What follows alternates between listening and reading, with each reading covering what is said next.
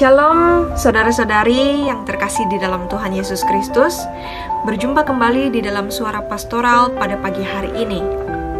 Saudara-saudari, firman Tuhan yang ingin saya bagikan pada hari ini terdapat di dalam surat Ibrani pasal 2 ayat 1-4.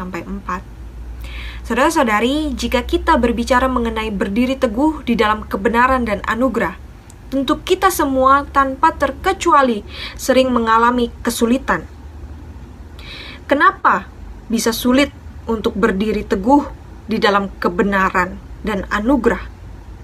Nah, coba kita sama-sama membuka Alkitab kita dan membacanya di dalam Ibrani pasal 2 ayat 1. Karena itu harus lebih teliti kita memperhatikan apa yang telah kita dengar supaya kita jangan hanyut di bawah arus. Saudara-saudari, di situ kan dikatakan bahwa supaya kita jangan hanyut di bawah arus. Nah, berapa banyak sih orang yang gak ke bawah arus dunia? Maksudnya apa ke bawah arus dunia? Maksudnya itu kita hidup di dunia ini, kita tahu mana yang benar dan mana yang salah. Tapi kita lebih suka melakukan hal yang salah daripada yang benar. Misalnya, kita tahu kita nggak boleh memfitnah orang. Tapi apa yang terkadang atau bahkan yang sering kita lakukan? Kalau kita sudah kesal, dendam, atau kita nggak suka sama orang lain, ya pasti kita akan fitnah orang lain itu. Nah, saudara-saudari, diri kita dengan dunia ini sering tarik-menarik. Satu sisi kita sebagai anak-anak Tuhan tahu tentang hal-hal yang benar yang boleh kita lakukan dan yang gak boleh kita lakukan. Tapi dunia ini seringkali menarik kita untuk melakukan hal-hal yang gak benar, hal-hal yang menyimpang dari kebenaran. Nah, saudara-saudari, kalau kita berbicara soal kebenaran dan anugerah, maka apa itu kebenaran dan apa itu anugerah? Saudara-saudari, kebenaran itu dapat kita temukan lewat Alkitab. Kalau kita buka surat 2 Timotius pasal 3 ayat 15, jelas dikatakan di dalam surat 2 Timotius bahwa kitab suci dapat memberi hikmat dan menuntun kepada keselamatan oleh iman kepada Kristus Yesus.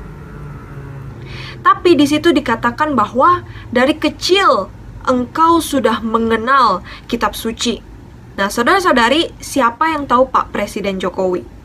Kenal gak sama Pak Jokowi? Ya tentu, kita tahu Pak Jokowi, tapi kita gak kenal Pak Jokowi. Nah, sama kayak orang berbuat jahat dan pindah agama dan lain-lain. Nah, itu karena mereka gak hanya hanya tahu siapa Yesus, tapi mereka nggak kenal dengan baik. Nah, kalau kita kenal Yesus, kita akan hidupi ajarannya dengan baik. Siapa yang nggak kenal Yesus zaman sekarang? Semua orang juga tahu, tapi nggak semua orang kenal siapa Yesus dan ajarannya.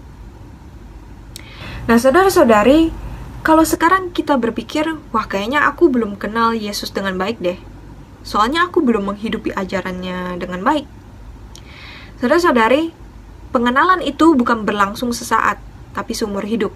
Nah, yang sekeluarga aja kadang nggak benar-benar kenal karakter dan lain-lain.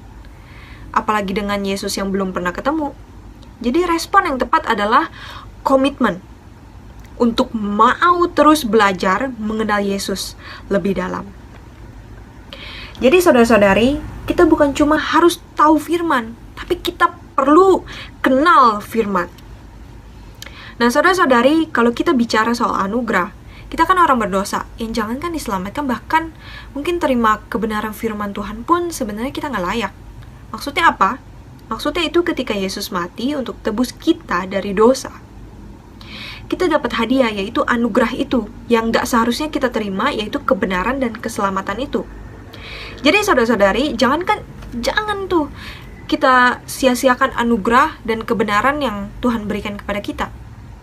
Nah, jadi saudara-saudari, hari ini kita belajar bahwa kita jangan terbawa arus dunia, karena kita ini adalah anak-anak Tuhan.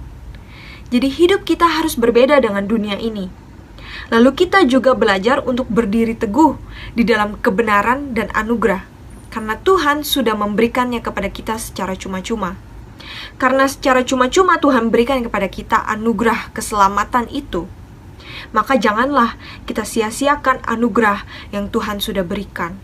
Oleh karena itu, mari kita belajar untuk mengenal Tuhan lebih dalam.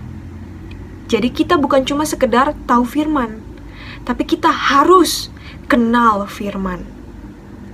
Dengan demikian, kita bukan cuma jadi pendengar firman yang budiman, tetapi kita juga harus menjadi pelaku firman yang budiman.